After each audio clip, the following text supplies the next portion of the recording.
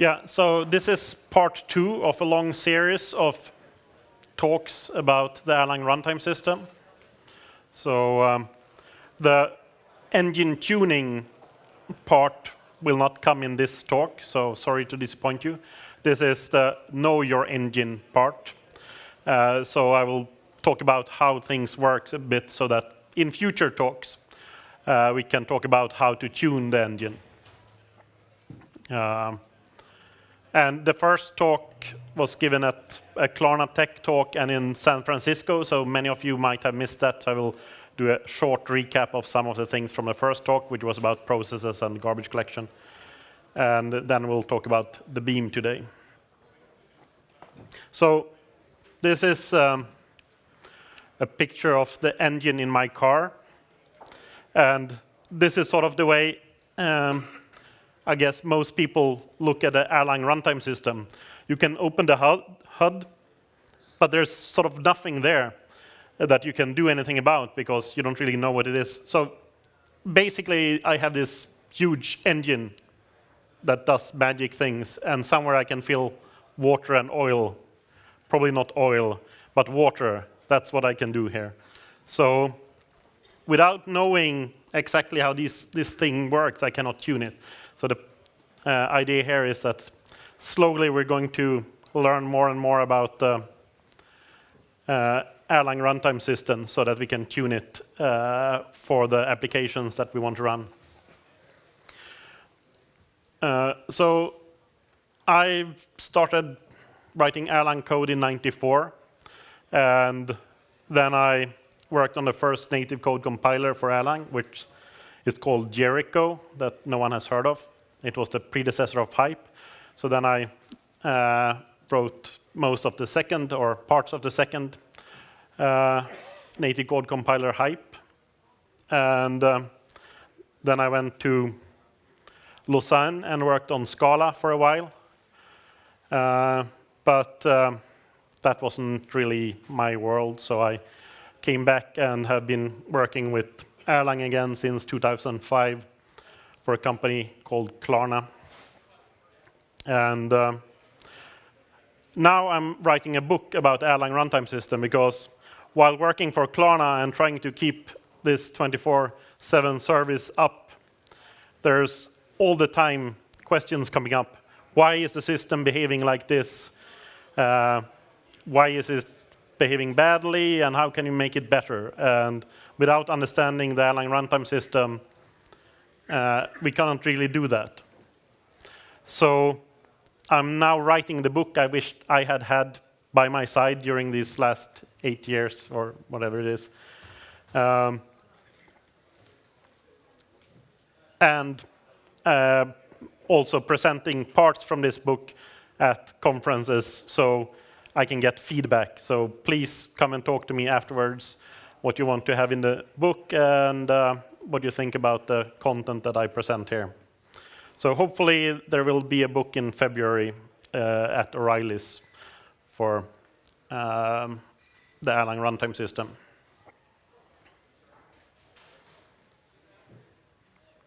So what is the Erlang runtime system? Well, this is not the Erlang runtime. This is the heating in my home. It's a bit complicated. But you can see the Erlang runtime system as source code. So if you download the source code for Erlang OTP, you will find the erts directory, and then you find the emulator directory, and in there you find the beam directory, and that's where most of the fun thing resides. There's also the Hype directory with the native code compiler. So the best way to learn about the Erlang runtime system today is to actually read this source code. You can also see the Erlang runtime system as components. So we have the beam interpreter, which we're going to talk about today. We have processes, we have the scheduler, the garbage collector, the native code compiler, the input-output system, and so on. So previous talk was about the garbage collector and processes, and future talks will be on the scheduler, if I ever understand that beast, but it will be challenging.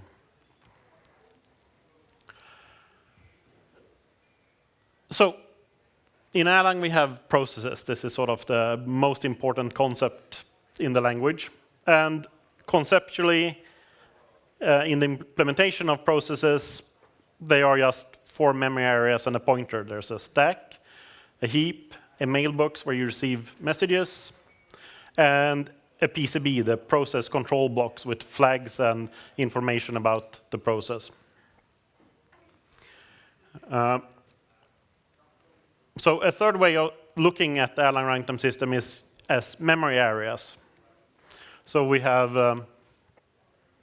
the code, which you can find in the edits directory, the C code. There's a C stack for running this code. There's lots of queues, and there's binaries. And then there's processes. And the Beam code that is loaded into the system also resides in memory.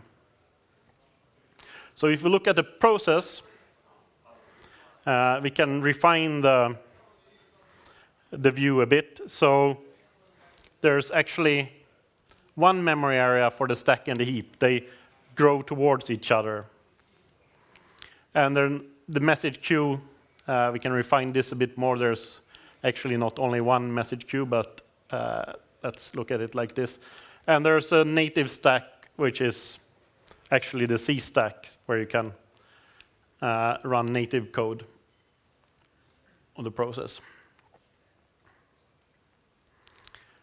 So that's about what I'm going to say about processes, and I'm not going to talk about garbage collection. So you can see my previous talk at San Francisco. You can download the video or stream the video for that one to know more about garbage collection. But today, I want to talk about the Beam interpreter. So Beam is a garbage collecting, reduction counting, non-preemptive, directly threaded register virtual machine. If that doesn't tell you much, I hope it will tell you something after this talk. So I'll talk a little bit about each of these areas. And we'll start from the end. So Beam is a virtual machine. That is, it's not implemented in hardware. That's basically what it means. In the name Beam, it's actually from the beginning Bogdan's Erlang abstract machine, named in the same way as Warren's abstract machine, which was the Prolog machine. And here, abstract machine means the same thing as virtual machine, but you could actually argue that there's an abstract machine is a more mathematical concept, and a virtual machine is an implementation of an abstract machine. But I'll use those words as ever I feel like. So let's say it's a virtual machine, and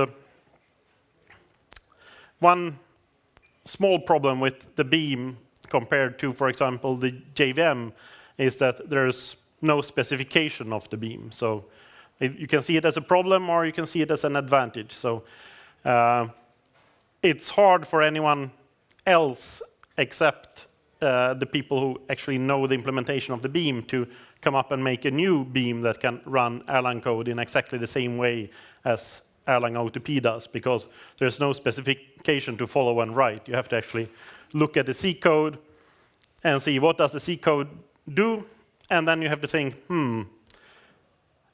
is this really something that has to be done this way, or does it just happen to be done this way in this C code? Can I change it if I make another version of the Erlang virtual machine or not? So a specification would be nice if you want to have many beams, but perhaps we don't want many beams, because we have one stable one and everyone can work on that one instead. And hopefully we can get everyone to work on one project and get it as good as possible. And also, since there's no specification, OTP can choose to change things without warning if they want to, which they might think is good, and other people might not think is good, but it's at least they won't break the specification. A comment about that. Yes. It could be enough for most users that you have a language level that is compatible all the time. Yes.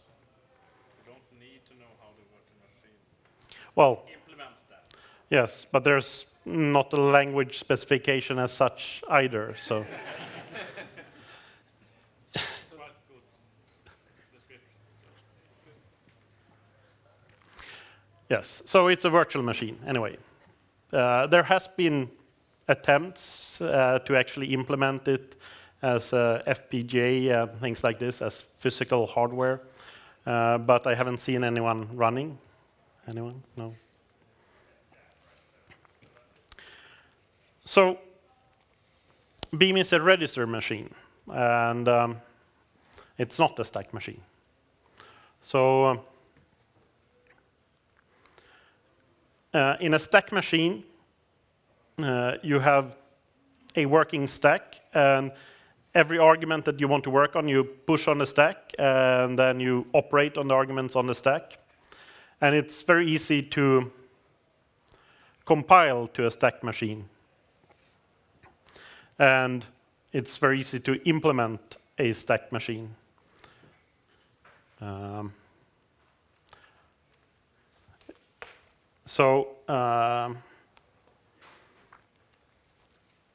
I just wrote a blog post about the Beam dispatcher, and there I have a really simple example of a stack machine written in C and a compiler for that stack machine. So if you are interested in how to write a simple stack virtual machine, you can look at my blog.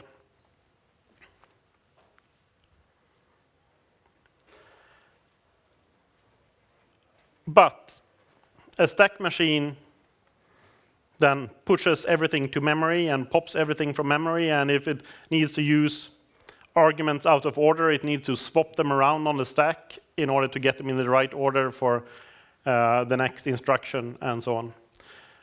With the register machine, you don't have to do all these memory operations. Instead, you keep your arguments in registers, and all your operands take actually a register as an argument. And hopefully, this can be more efficient. And if you really tune it, it will be more efficient, but it's a lot harder. So if you just want to write your own virtual machine, a stack machine is probably the best way to go first. And for Erlang also, the first virtual machines like the Jam was stack machines. But the Beam is a more tuned register machine, and it maps some of the registers to real physical registers in the hardware also. So if you're running on a x86 architecture, for example, you will get nice mapping of registers to real registers. In Beam, there's two types of registers, X registers and Y registers. And Y registers are really the stack. So the terms X register and Y register also comes from the VAM, the Prolog implementation. And if you want a function need to save its argument when calling another function, it writes them to Y registers. And these Y registers has to be allocated on the stack also. So it allocates space on the stack and writes them. So the Beam actually has a stack. And of course, it has to have a stack in order to be able to have function calls and save the return pointers for the code. So there is a stack, even though it's not a stack machine. And there's a special register, x0, which in most of the Beam code and in the instructions is called R instead. And it's the accumulator where you keep arguments to functions and to operations. And then there's some special purpose registers like the heap top, the stack top, I, the instruction pointer, keeping track of where you are in the code, F calls, which keep track of the number of reductions. We'll come to that soon. And then there's also floating point registers for doing floating point operations within a function.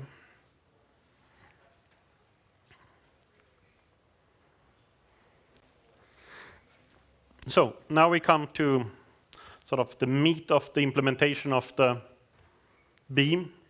And Beam is implemented with directly threaded code. So instead of having a big switch statement in the code that looks at each instruction and see what instruction is this, and then jump to the right place in the interpreter or call the right place in the interpreter to interpret that function, the code actually contains pointer to each instruction to be run.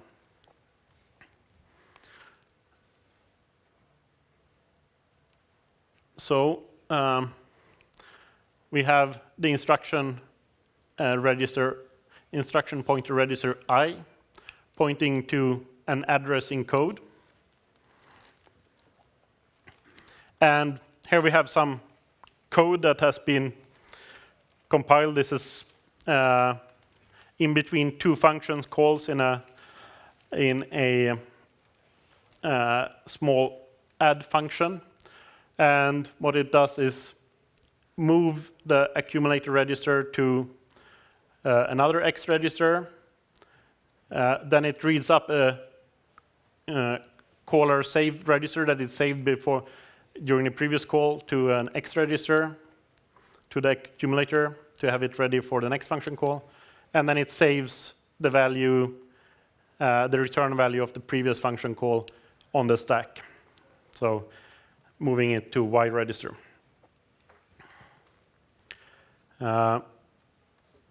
So this is not really what it looks like in the Beam. I've just tried to make the example a bit easier to understand, but it almost looked like this. So these instructions that you have in the external format are actually rewritten to other instructions. So the move x0 is actually a move R instruction in the loaded code. And in the code of this function then, at the address 1000, there's a pointer to the implementation of the move instruction. And then there's the arguments to the function. And again, this is not exactly what it looks like. There's a special instruction for moving the accumulator register 0. And these offsets are actually byte offsets. But conceptually, you have a pointer to the implementation and the arguments. And then the next instruction, pointer to the implementation and the arguments. And the next move instruction, pointer to the implementation and the arguments. And in the Beam emulator, there's a move instruction. So in this case, it would be move from X register to X register. And this is another lie. This instruction doesn't exist, but we don't really want to go into exactly how this looks in the Beam right now. But imagine that this instruction existed. It takes argument 0, reads the value in the X register pointed to by the first argument to the instruction and writes it to the second one, increments the instruction pointer, and then jumps to it. So the argn macro reads the nth word from the instruction pointer, +1 for the actual instruction that were there. And then you get an Erlang term out of this. And the goto instruction takes this instruction pointer and jumps to it. And this is something that I was confused by yesterday when I was reading the code again.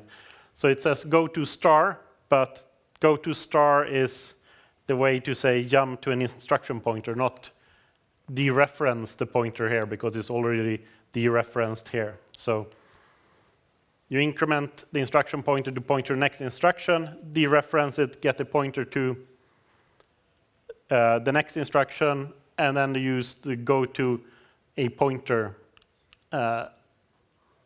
construct in C. So then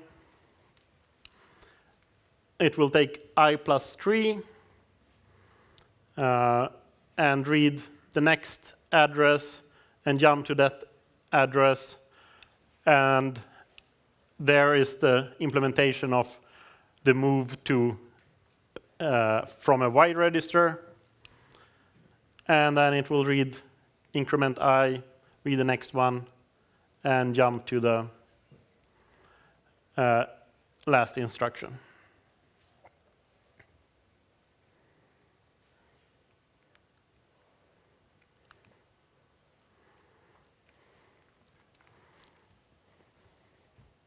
Was that clear? Was it new? Did everyone know this? No. Well. Scheduling. So I'm not going to talk about the schedulers per se. That's for a future talk. But the basic is that in Erlang you have preemptive scheduling. So you write your Erlang code and you don't need to think about this function needs to yield and let some other, this process needs to yield and let some other process run. You just write your Erlang code and then you hope that the Beam emulator will actually preempt the process and let other processes run so that you get concurrency. But on the Beam level, it's not really preemptive anymore. So it will only yield at specific places in the code, and it will determine when to yield by counting reductions. So for each function call that you do in the code, you will use one reduction. So since there's no way to create loops in Erlang code without actually writing a tail recursive call or a recursive call of any type, you will actually use reductions also in loops, because that will be seen as function calls. Now, in the compiler, some of this is taken away, but not the reduction counting. So you will actually have a loop in the code on the Beam level, but it will still see it as a function call and count reductions for it. And when you enter a function, then Beam will test, have I used up all the reductions that I had for this process? And in that case, the process will yield. And just upon entry to a function, the process state is always in a nice known state. It's not in the middle of creating a tuple on the heap or have allocated some memory that it doesn't start using or anything like this. And all the arguments are nicely tagged and you haven't broken them apart. So in my previous talk, I also presented how the tagging scheme works in Erlang. So to keep track of the types, each word, each term has a tag that tells you what it is. But for Beam to actually work on integers, for example, and to add them, Beam needs to untag the integers and then add them and then tag them again and so on. And you don't really want to yield while you're doing operations like this so that you have untagged pointers to the heap laying around in memory. Because then if someone else inspects your process from the outside doing backtrace on it, or it needs to do garbage collection for some reason, things would go very, very bad. So it's only at very specific places that Beam will actually yield a process, or trap as it's usually called in the Beam code. And it's not really defined what a reduction is, but it's a function call, but then there's other things where it should be a small piece of work and it should be incremented each time a process does some work. But for some BIFs, and if you write your own NIFs, for example, you might actually do a lot of work without incrementing the reductions. And that can then become a problem because then the process will not yield. So, yes? I'm a bit confused. It says if reduction's less than 0, then yield. Yes. So will it only yield once on entry to a function then? Yes. Next time it comes back, it will have, what it is, 4,000 new reductions to burn. So it counts downwards. I think it counts. It does count. Björn is here, so. Yes, so. But it might be actually that it checks for less than 1, I'm not sure. Doesn't really matter. But and I think it gets 4,000 reductions each time it's scheduled. Of course, if you do a receive and you don't have anything in your mailbox or anything that matches in your mailbox, then the process will also yield. Can you manually yield? Or force it a yield from the Erlang code? Yes. I think so. Yes. There's a Erlang colon yield, yes. You can also bump reductions. So if you call term to binary, for example, with a large term, it's only counted as 1 reduction.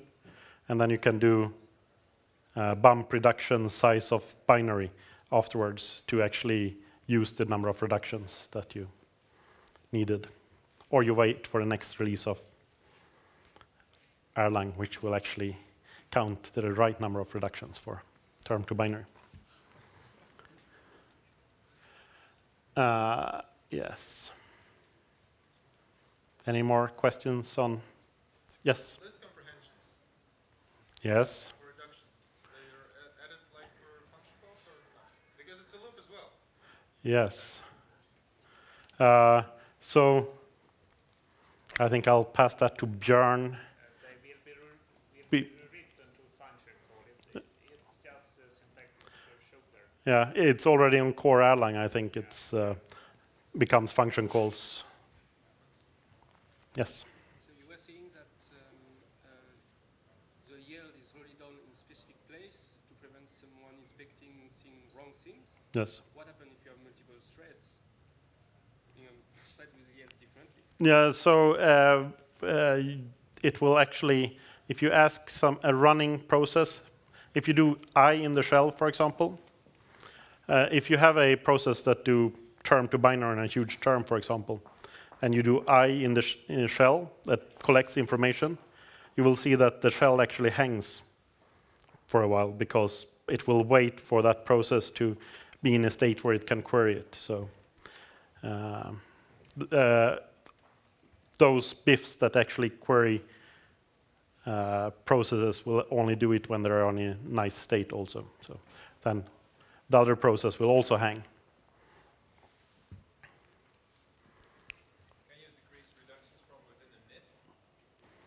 Yes, and you're supposed to do that, definitely.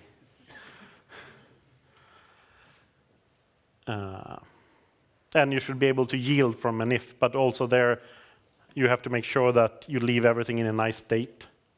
But if your if is doing a lot of work, count reduction and yield, that's, or wait for the,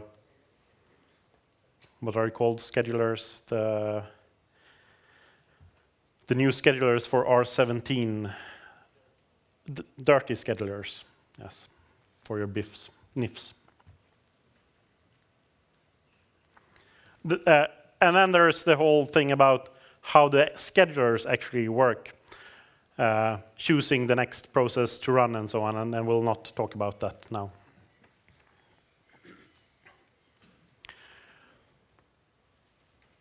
In Erlang code, you don't have to worry about memory management almost at all. So magically behind your back, there will be garbage collection done, and garbage will just disappear. Some slight problems with binaries if you don't really think about it carefully. You can actually have binaries hanging around for a long time. But basically, you don't need to worry about memory management on the Erlang level. And if you do, you usually do it like spawning a process and let it die. And then you will quickly get back the memory that that process uses.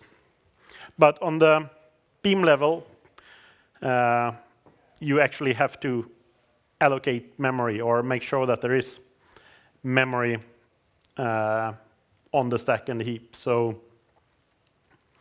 you have to check that the stack pointer and the heap pointer don't pass each other. So they were growing in the same memory area towards each other. And when they meet, you need to do garbage collection. So there is an instruction test heap that you can use to make sure that you have space for your tuple or whatever you need to put on the heap if you generate beam code yourself. Not recommended, but fun.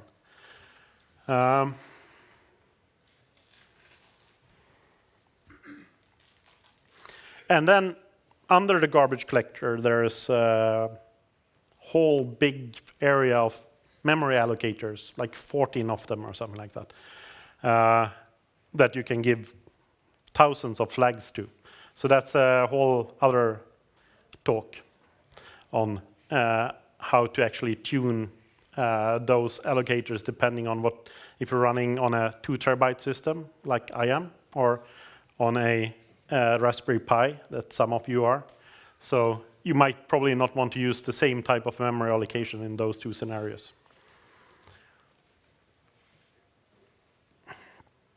So now you should sort of know what a garbage collection, reduction counting, non-preemptive, directly threaded register virtual machine is. That's Beam.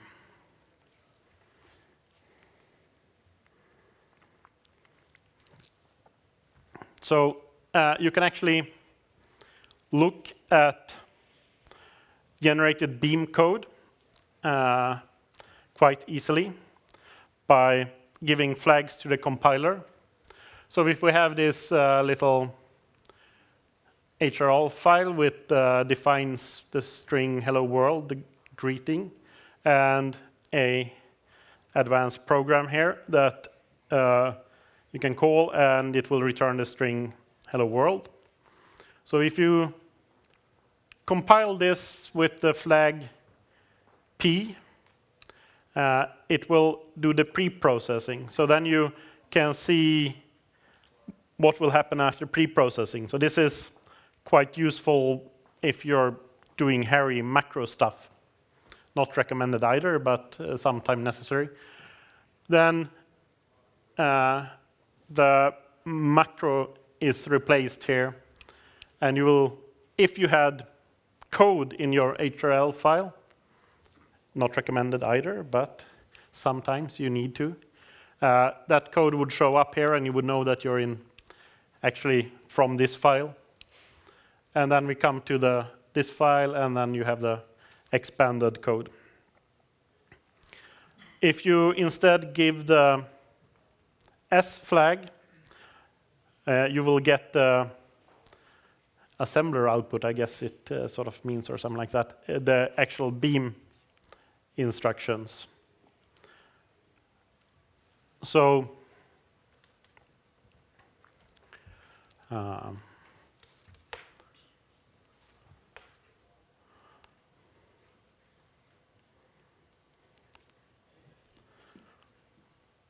these are the external beam instructions for the hello world.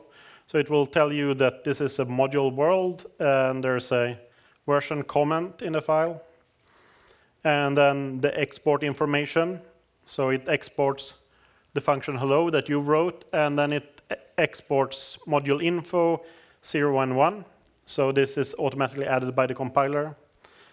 And then you can have attributes, and then it tells you how many labels you have in your code. And then it says here comes a function called hello, which takes 0 arguments and starts at label 2. And then there's a label 1 with information about the function, and label 2 where the code actually starts. And then there's just a move instruction, move the literal hello world to the accumulator register R or X0, and then return. And then there's actually code for the module info, but it's not really that interesting code because it actually just calls the standard module info code. And I think this is optimized away in the loader in some extent. Now, the interesting thing with if you just give the S flag or the P flag and so on, the Beam compiler will actually write the code to a file with that extension, or some extension. In the P, it's DPP, I think, or something like that, that the extension is. And you can look into that file. But if you want to actually get the code back as an Erlang term, there's a flag called binary. So this was from the beginning to return the whole compiled code as a binary, which you can load into memory. But it actually works for each of the flags that you can give. So if you give the S flag, comma binary, you get the binary code, or you get this term basically back. And then you can process it as you want and actually use it, rewrite it, and compile it to the next stage of the compiler if you want to.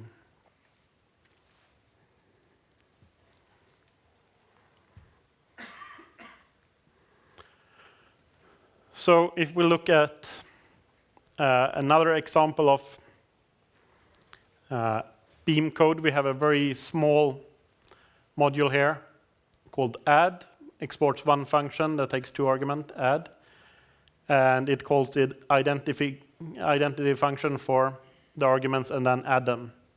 So this will give us some, to not have the compiler optimize things away. This is a neat trick if you want to look at the generated code. So if we skip all the things about module info and other information, this is the actual add function.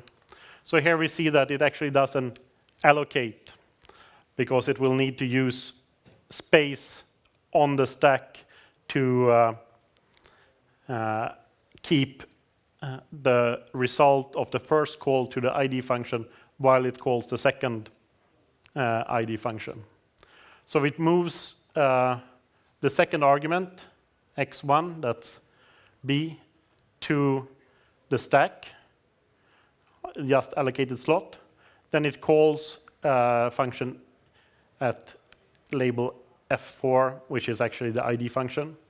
When it comes back, it has the result in the accumulator and moves it to the X1 register to store it for a while.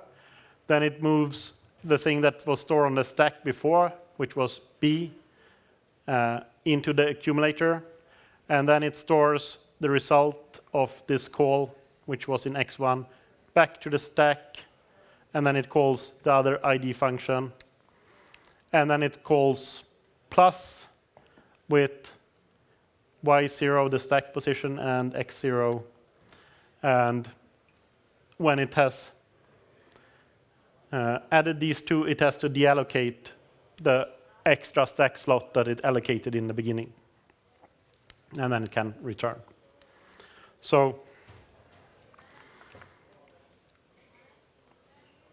while at lunch here, I met Björn, and he showed me a fantastic function that I didn't know existed, so this was really nice. There's actually another way to get Beam code, which is you call adds debug df on your module, and it will produce a listing file with the actually translated instructions in the Beam. So the instructions that you see here, the move and so on, if you look at the C code, they're not there. They don't exist because they are translated one more time at load time. But if you use that adds debug df, you can actually see the instructions that you can see in the C code of the emulator. So that was a nice trick.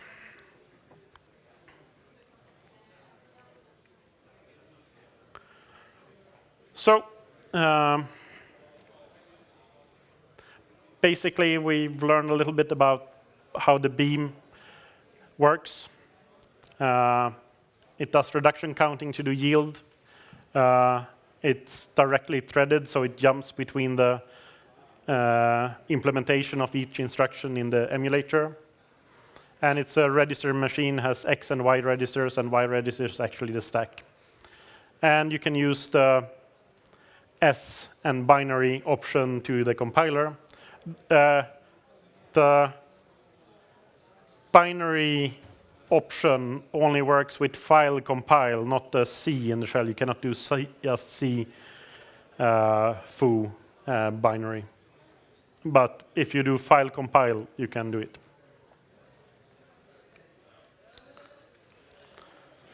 Questions?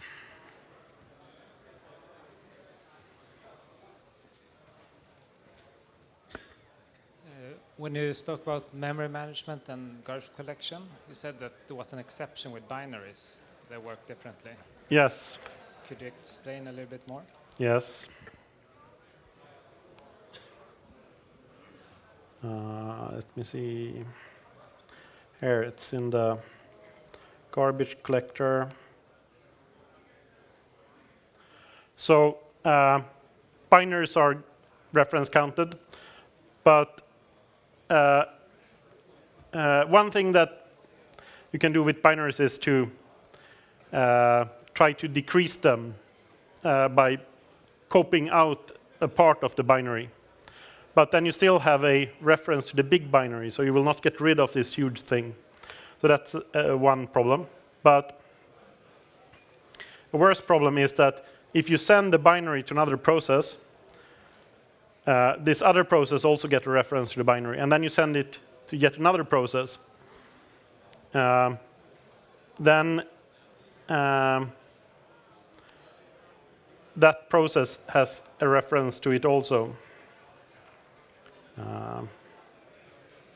So I have a long example of what can happen here, but basically you take in binaries, you send it to a dispatcher function, and the only thing you do here is look at the message coming in, decode what type of message is, and send it on. And you don't even see that you have a binary.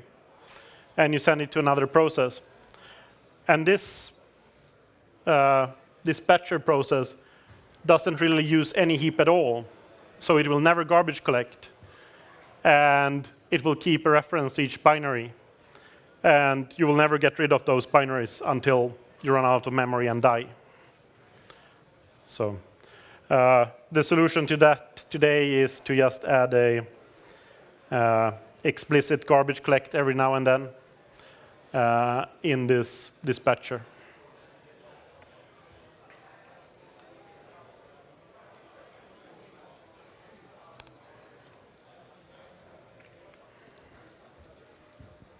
Immediately to your response, dying means the process dies and then No, you do get rid? No, Or the whole VM? runtime system dies. Wow.